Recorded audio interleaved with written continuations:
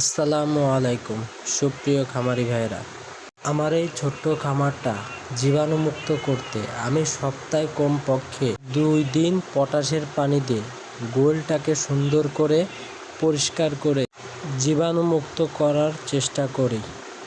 আর এইভাবে জীবাণুমুক্ত করার কারণ একটাই, অনেক সময় দেখা যায় গরুর পায়ের খোঁড়ার তলে অনেক রকমের জীবাণু থাকে, তার থেকে সৃষ্টি হয় অনেক প্রকারের রোগ ব্যাধি, যেমন এফএমডি, আরও অন্য অনেক রোগ আছে। তো গরুর সবসময় চেষ্টা করা গরুর খুরটাকে সুন্দর করে পরিষ্কার করে দেওয়া।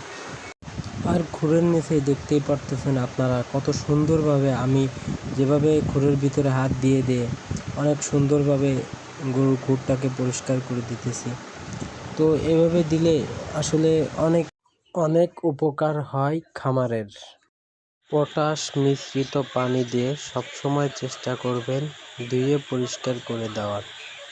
আর শুধু গরু পরিষ্কার করলেও হবে না, গরুর পাশাপাশি গরুর গোয়ালটাকেও সুন্দরভাবে পরিষ্কার রাখতে হবে। আর তাই আমরা সবসময় চেষ্টা করব গরুর গোয়ালটাকে পরিষ্কার রাখার। তার পাশাপাশি সবাই খেয়াল রাখবেন যে যাতে করে এই পটাশ মিশ্রিত পানি যাতে গরুর খাবারের পাত্রে না যায়। ধন্যবাদ সবাইকে। আসসালামু আলাইকুম।